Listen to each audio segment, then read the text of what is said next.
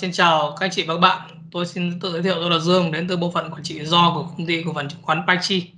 Thì lần đầu tiên nhân dịp đầu xuân năm mới thì tôi chúc các anh chị và các bạn có nhiều sức khỏe và gặp nhiều thành công trong cuộc sống cũng như là trong cái hành trình đầu tư của mình.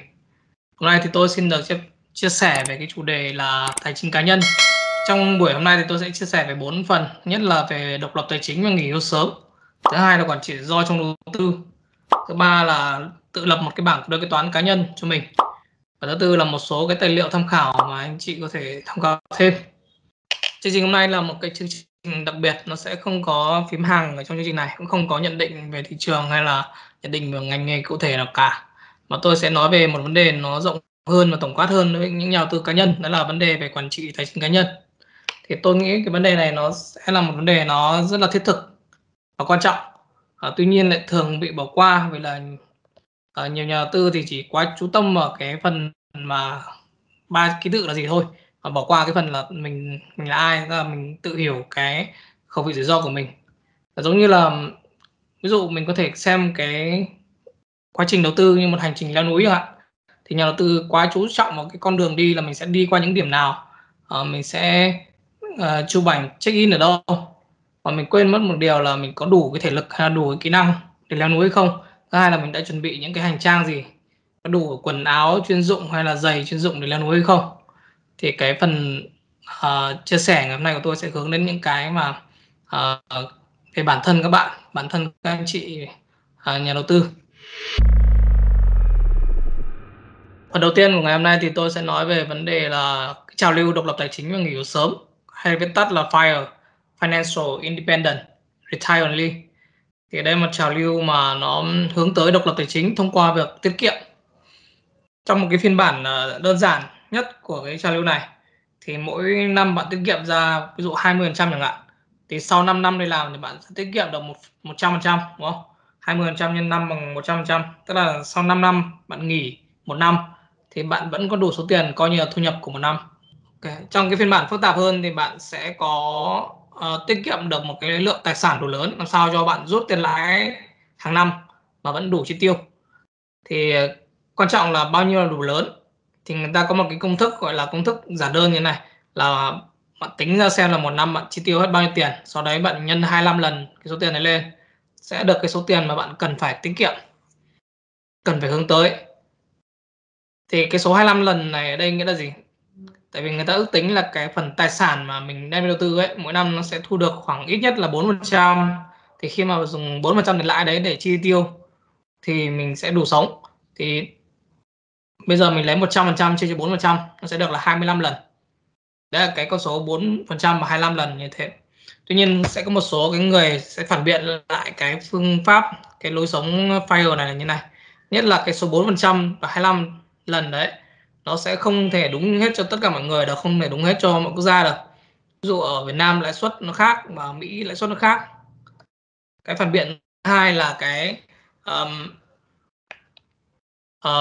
việc mà mình dồn hết tất cả cái năng lượng và công sức của mình để làm việc trong 10 đến 20 năm, tiết kiệm ra được cái số lượng tài sản lớn như thế, thì nó sẽ có thể là mình sẽ bị lỡ mất những cái thú vui trong cuộc sống, lỡ mất cả thanh xuân. Vì là 10 đến 20 năm đầu tiên của cuộc đời là trong cái giai đoạn từ 20 đến 40 tuổi, là cái giai đoạn thanh xuân của con người. Thì nếu mà mình dồn hết công sức để mình tiết kiệm thì liệu nó có lỡ mất các cái thú vui trong cuộc sống hay không? Cái điều phản biện thứ ba là sau khi mình tiết kiệm được cái khoản tiền lớn như thế thì mình sẽ làm gì? Mình nghỉ hưu thì mình ngồi nhà mình không làm gì à? Thì như thế nó cũng rất là phí. Một cái phản biện nữa đây là nếu mà tôi tính ra một số tiền cụ thể, ví dụ là 5 tỷ hoặc là 10 tỷ hạn, có những người ta đã giàu sẵn rồi, người ta có sẵn cái số tiền 5 tỷ 10 tỷ rồi thì người ta không làm gì nữa luôn à? Thực ra thì những cái người mà đã có số tiền 5 tỷ 10 tỷ đấy, người ta sẽ cố gắng làm thêm, làm sao số tiền đấy tăng lên là 10 tỷ 15 tỷ 20 tỷ chẳng hạn, chứ người ta không bao giờ người ta giữ tiết kiệm mà người ta rút 400 một năm. Người ta sống như kiểu giống như phong trào FIRE này hướng đến. Mặc dù cái phong trào FIRE ấy, nó có rất nhiều cái nhược điểm như trên, thì tôi nghĩ đây lại là một cái bài toán rộng hơn, mình có thể nâng cao lên một chút. Thì mình thấy bài toán này rất là thú vị. Mình có thể thay thế cái mục tiêu là mình nghỉ hưu sớm bằng cái mục tiêu tài chính cụ thể của mỗi người. Ví dụ như là 5 năm sau mình muốn mua một cái ô tô VinFast chẳng hạn, 10 năm sau mình muốn mua cái nhà, thì mình sẽ thay cái mục tiêu đấy vào cái mục tiêu nghỉ hưu sớm kia. Và cái bài toán này sẽ trở thành một cái bài toán là một hệ phương trình mà nhiều biến. Mỗi người nó sẽ lắp các tham số khác nhau vào cái hệ phương trình đấy, và mỗi người sẽ có một cái đáp án riêng và không có đáp án chung cho tất cả mọi người. Thì một số cái biến quan trọng mà mình cần chú ý trong cái phương trình này, thứ nhất là thu nhập hiện tại của mình là bao nhiêu và thu nhập tương lai là bao nhiêu. Mình phải ước tính được cái phần thu nhập của mình, có thể là thu nhập mà cố định hàng tháng hoặc là thu nhập theo hoa hồng, thì nó sẽ biến động hơn một chút, mà mình phải ước tính được cái phần đấy. Thứ hai là chi tiêu. Chi tiêu thì nó sẽ bao gồm là hai phần. Chi tiêu là dùng để mua những thứ mình cần, là những cái nhu yếu phẩm chẳng hạn, ăn uống, là thuê nhà, là những cái phần không thể thiếu được. Còn phần chi tiêu thứ hai là phần mà mua những thứ mà mình muốn, là có thể là mình không cần thiết những cái đấy, nhưng mà khi mà tiền mình nhiều thì mình sẽ mua. Ví dụ là hàng năm có iPhone mới thì mình mua cái iPhone mới chẳng hạn, thì những cái đấy có cũng được, có cũng tốt, không có cũng được. Cái biến thứ ba là biến đầu tư, là số tiền mình đã tiết kiệm được rồi thì mình sẽ đầu tư vào đâu, thì suất sinh lời hàng năm là bao nhiêu. Thì có một số kênh đầu tư thông thường như là kênh gửi ngân hàng thì nó là kênh an toàn nhất, nhưng mà lãi suất nó lại thấp. Hiện tại thì nó chỉ khoảng từ 5 đến 6% một năm. Một kênh thứ hai là kênh mua vàng chẳng hạn. Các ông có vàng ngày xưa, hay là những nhiều người hiện tại bây giờ cũng có tiết kiệm thông qua là mua vàng, họ không gửi ngân hàng mà họ mua vàng. Thì đây cũng là một kênh rất là tốt để chống lạm phát, nhưng có một cái nhược điểm là nó không sinh ra dòng tiền. Tức là một cục vàng mà mình để ở đấy thì 10 năm sau nó vẫn là một cục vàng thôi, trong cái khoảng thời gian 10 năm đấy nó không sinh ra tiền. Một kênh đầu tư thứ ba là bất động sản. Bất động sản thì nó có nhược điểm là nó cần vốn rất là lớn và thời gian đầu tư dài. Và kênh đầu tư thứ tư ở đây là kênh chứng khoán. Chứng khoán thì nó sẽ được cái linh hoạt hơn, nó cũng có cái kỳ vọng lãi suất, kỳ vọng lợi nhuận cao hơn. Tuy nhiên thì nó cũng có nhiều rủi ro. Thì trong phần sau mình sẽ nói nhiều hơn về rủi ro trong đầu tư chứng khoán. Thì khi mà các bạn xác định được các cái tham số này để đầu tư, để đưa vào trong cái phương trình nhiều ẩn đấy, thì các bạn sẽ tự tìm ra được cho mình là mình nên tiết kiệm là bao nhiêu một năm để đạt được cái mục tiêu tài chính. Và cái key ở đây thực ra nó không phải là cái đầu tư, mà key ở đây là cái tiết kiệm. Ví dụ bạn tưởng tượng là để tăng cái lợi nhuận đầu tư từ chứng khoán từ 10% lên 20%, nó rất là khó. Nhưng mà tăng cái khả năng tiết kiệm của mình từ 20% lên 30% nó lại rất là dễ.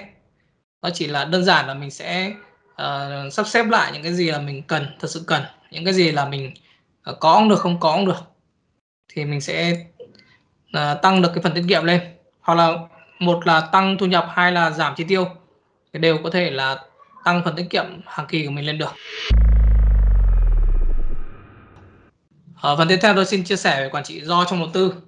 Thì quản trị rủi ro nó giống như là chân phanh trên ô tô ấy, nó cũng tương tự như là chân ga, nó quan trọng như nhau. Nhưng mà nhiều nhà đầu tư mới trên thị trường thì thường là bỏ qua cái nội dung quản trị rủi ro này.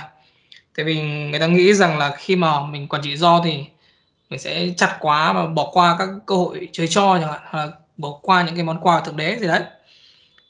Nhiều người thì lại tặc lưỡi là rủi ro đấy cao nhưng mà lợi nhuận tôi nhận được lại cao hơn.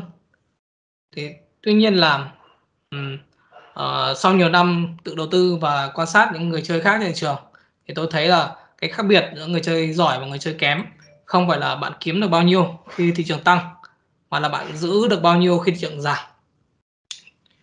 Khi mà bạn sống sót được qua cái thời điểm khó khăn của thị trường ấy, thì cái khả năng tiềm năng mà bạn kiếm được trong cái giai đoạn thị trường tăng là rất là cao. Tiếp theo thì về định nghĩa quản trị rủi ro. Về mặt định nghĩa chung nhất thì quản trị rủi ro sẽ bao gồm là xác định, đánh giá và kiểm soát rủi ro, ba cái khâu đấy. Trong cụ thể đầu tư tài chính thì xác định rủi ro là gì? Tức là mình phải hiểu được rằng trong mỗi quyết định đầu tư của mình đều có xác suất là mình đúng hoặc đều có xác suất là mình sai. Đánh giá rủi ro là mình phải đánh giá được xem là nếu mình đúng thì mình sẽ kiếm được bao nhiêu tiền, và nếu mà mình sai thì mình sẽ bị mất bao nhiêu tiền. Mình sẽ sử dụng các cái kỹ thuật như là chốt lời hoặc cắt lỗ để quản trị rủi ro, kiểm soát rủi ro. Chốt lời cắt lỗ thì các bạn có thể tham khảo, ví dụ như là một số cái mức mà nhiều người sử dụng, như là cắt lỗ cố định cứ 10%, nếu mà lỗ 10% so với giá họ mua họ cắt, hoặc là cắt lỗ động, ví dụ như là mình có thể lấy 3% từ đỉnh, ví dụ đỉnh nó là 100.000 thì cứ giảm đến 97.000 là mình sẽ bán.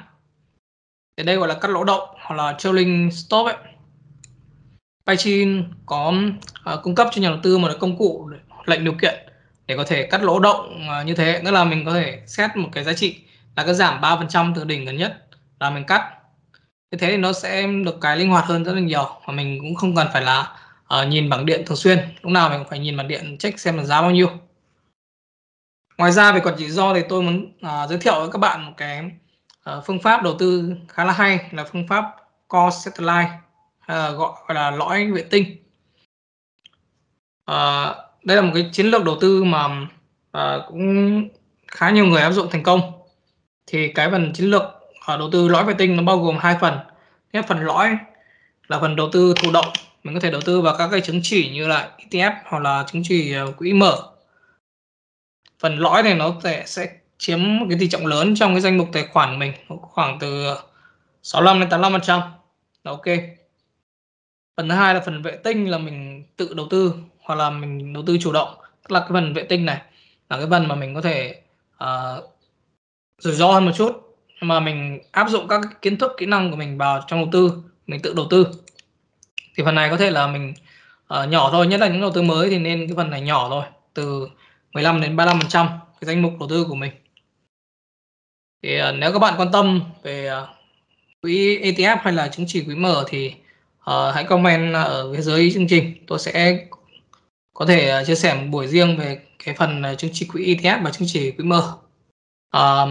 Để tạm thời kết thúc phần quản trị rủi ro thì tôi xin trích dẫn một câu nói của bậc thầy đầu tư Warren Buffett. Thì ông từng nói là chẳng có lý do nào để mạo hiểm những cái thứ bạn có và cần chỉ vì một thứ gì đó mà bạn không thật sự cần. Tức là gì? Tức là mình phải hiểu rõ là mình đang muốn những cái tài sản mà mình không có, mình đang không có, và mình đang mạo hiểm những cái mà mình đang có. Mình phải tập trung vào cả hai cái đấy, một là cái lợi nhuận, hai là cái rủi ro, nó phải có cái sự tập trung ngang nhau, chứ không phải là mình chỉ chú ý đến lợi nhuận mà không quan tâm đến rủi ro. Phần tiếp theo của buổi chia sẻ ngày hôm nay thì tôi xin nói về bảng cân đối kế toán với cá nhân. Thực ra thì bảng cân đối kế toán nó cũng chỉ là một phần trong hạch toán tài chính thôi. Các bạn nếu mà tìm hiểu qua về báo cáo tài chính thì nó sẽ có 3 cái báo cáo chính, là báo cáo kết quả hoạt động kinh doanh này, bảng cân đối kế toán này, và báo cáo lưu chuyển tiền tệ. Nếu mà các bạn mà muốn quản trị tài chính một cách đầy đủ nhất thì có thể là download các cái app về quản lý tài chính cá nhân rất là nhiều và miễn phí ở trên mạng. Thực ra thì tôi cũng đã từng download những app như thế để sử dụng, nhưng mà sau một thời gian thì cũng bỏ vì là nó hơi mất thời gian một chút và cảm thấy nó hơi chili. Tức là mình ngày hôm nay mình chi những cái gì mình phải ghi vào đấy. Thì ngoài ra mình có thể dùng những cái phương pháp đơn giản hơn, tức là mình áp dụng cái kiến thức về phân tích báo cáo tài chính của doanh nghiệp vào trong báo cáo tài chính cá nhân. Mình không cần phải theo dõi nhiều như là các cái app kia, mà mình vẫn có thể là theo dõi được tài chính cá nhân của mình như nào. Đầu tiên thì mình sẽ nói lại một chút về cái báo cáo tài chính của một doanh nghiệp. Thì nó sẽ bao gồm là 5 yếu tố cơ bản. Nhất là tài sản, thứ hai là nợ, thứ ba là vốn chủ sở hữu. Tài sản là những cái mà cái doanh nghiệp đấy là sở hữu và nó dự kiến mang lại dòng tiền cho doanh nghiệp trong tương lai. Nợ là cái mà doanh nghiệp đang vay nợ hoặc là chiếm dụng của nhà cung cấp mà sau này sẽ phải trả tiền cho họ. Còn vốn chủ là cái phần còn lại sau khi trừ đi nợ, tức là vốn chủ sở hữu sẽ bằng tài sản trừ đi nợ. Ba cái yếu tố này nằm trên báo cáo bảng cân đối kế toán của doanh nghiệp. Tiếp theo là đến hai yếu tố sau là thu nhập và chi phí. Thu nhập tức là những cái phần mà mình được lợi, làm tăng cái tài sản của mình đi hoặc là làm giảm nợ mình đi. Chi phí là những cái mà mình bị thiệt hại, ví dụ nó làm giảm tài sản của mình hoặc nó làm tăng chi phí, nó làm giảm tài sản của mình hoặc nó làm tăng nợ của mình lên. Thì chu kỳ hoạt động của một doanh nghiệp như sau. Nhất là doanh nghiệp sẽ cần phải huy động vốn, rằng họ bỏ tiền ra cá nhân một ít này, bỏ tiền của các cái cổ đông mỗi người một ít, sau đó họ vay thêm tiền để có một cái nguồn tiền và tạo thành nguồn vốn. Sau đấy họ đầu tư vào các tài sản khác nhau, gọi là quá trình đầu tư. Họ mang các tài sản đấy, ví dụ như là mua hàng tồn kho này, mua máy móc nhà xưởng này, họ bắt đầu sản xuất kinh doanh. Sản xuất kinh doanh thì sẽ tạo ra là sản phẩm, họ bán sản phẩm, bán hàng thì sẽ có doanh thu trừ đi chi phí nó sẽ tạo thành lợi nhuận, và cái vòng lợi nhuận nó sẽ quay lại, nó phân phối cho những cái vốn ban đầu, những người tài trợ ban đầu, bao gồm là cổ đông, nó sẽ trả lợi nhuận cho cổ đông, trả cổ tức cho cổ đông. Thứ hai là trả cho ngân hàng, trả cái phần mình đã vay cho ngân hàng. Thì một cái vòng khép kín nó như thế. Thì tương tự đối với cá nhân nó cũng tương tự như vậy. Cá nhân thì cũng có tài sản, là tài sản cá nhân, ví dụ như là cái nhà, cái xe chẳng hạn, hoặc là cái tài sản vô hình, ví dụ như là mình học đại học xong được một cái bằng đại học, mình có thể dùng bằng đại học đấy để mình xin việc, đó là một cái tài sản vô hình. Nợ thì nó đơn giản rồi, bạn vay ngân hàng bao nhiêu, bạn vay bố mẹ bao nhiêu, hay là vay bạn bè bao nhiêu thì đó là phần nợ. Cái phần chênh lệch giữa tài sản và nợ chính là cái phần gọi là giá trị tài sản ròng, hay là net worth. Thì ở đây mình có thể áp dụng cái báo cáo cân đối kế toán vào trong cái tài chính cá nhân là như thế nào.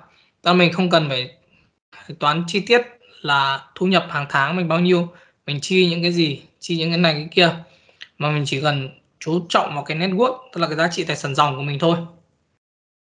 Cái net worth này nó sẽ tương tự như cái khái niệm vốn chủ sở hữu của trong báo cáo tài chính doanh nghiệp ấy. Thì khi mà bạn nhận được lương, sau đấy bạn chi tiêu ra, thì cái phần chênh lệch giữa thu nhập và chi tiêu ấy nó sẽ làm tăng cái net worth của bạn hàng tháng. Thì thay vì bạn theo dõi là thu nhập bao nhiêu, chi tiêu bao nhiêu, thì bạn chỉ cần theo dõi là net worth. Sau mỗi tháng tăng lên, bạn nhìn thấy con số tăng lên là bao nhiêu đấy là được rồi. Ở đây thì tôi sẽ chia sẻ với các bạn một cái file trên Google Sheet khá là đơn giản thôi. Nó sẽ có 3 cái cột như này. Cột đầu tiên là cột tài sản, cột thứ hai là cột nợ phải trả, cột thứ ba là cột net worth. Net worth tức là cái phần vốn chủ sở hữu của bạn ấy. Thì ví dụ là hiện tại bạn đang có trong một cái ví dụ ở đây nhá, tiền mặt bạn có 1 triệu chẳng hạn, tiền trong tài khoản ngân hàng bạn có 50 triệu, bao gồm là tiền gửi 6 tháng 50 triệu. Bạn đang đầu tư chứng khoán là 800 triệu. Tức là NAV ấy, cái NAV của bạn trong cái tài khoản ngân hàng, tài khoản chứng khoán là 800 triệu. Bạn đang cho một người bạn thân của bạn vay là 20 triệu chẳng hạn. Bạn có một cái nhà là 2,5 tỷ, xe ô tô 500 triệu, bằng đại học là cái tài sản vô hình là 200 triệu. Thì tổng cái tài sản, tất cả tài sản của bạn có là 4 tỷ 071 triệu.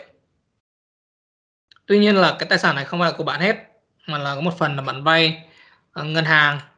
Các cái nhà của bạn là 2,5 tỷ, bạn vay ngân hàng vẫn là 1,5 tỷ. Thứ hai là cái xe của bạn là 500 triệu, nhưng mà bạn đang vay ngân hàng còn 100 triệu. Các bạn trả một phần rồi còn 100 triệu.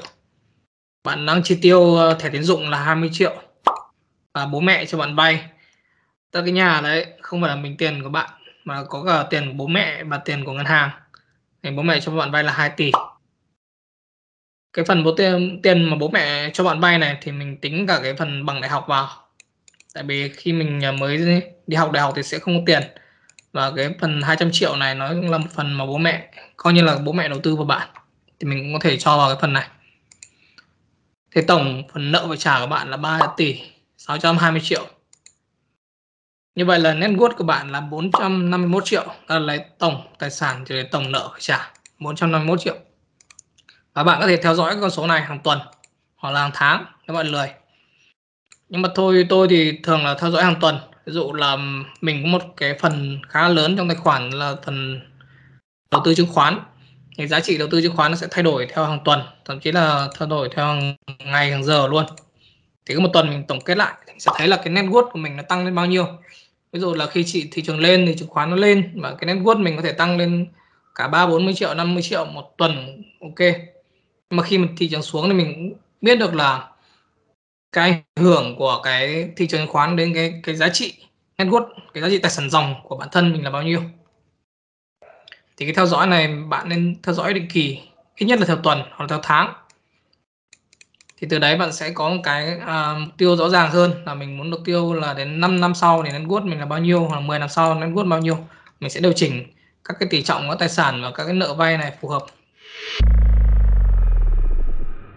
Phần cuối cùng của video ngày hôm nay thì tôi sẽ giới thiệu cho các bạn một số cái kênh hoặc là những cái tài liệu tham khảo. Thì các bạn có thể xem cái chương trình, cái series Money Explained của Netflix. Đây là một chương trình khá là bổ ích. Trong đấy thì nó sẽ có hai chủ đề mình thích nhất trong cái series này. Thứ nhất là nói về lừa đảo tài chính. Nó có 5 cái dạng lừa đảo tài chính mà nó đã tồn tại cả hàng trăm năm nay rồi, mà nó vẫn cứ lừa được rất nhiều người. Hai là cái chương trình về cờ bạc, gambling ấy. Nó sẽ phân tích tại sao là con người lại thích đánh bạc như thế. Và các bạn có thể nhìn thấy mình đâu đấy trong cái chương trình này. Thứ hai là sách Người giàu có nhất thành Babylon. Sách này khá là hay, nói về phần tiết kiệm. Thứ ba là sách Tâm lý học về tiền. Thì cuốn này tôi cũng vừa đọc xong.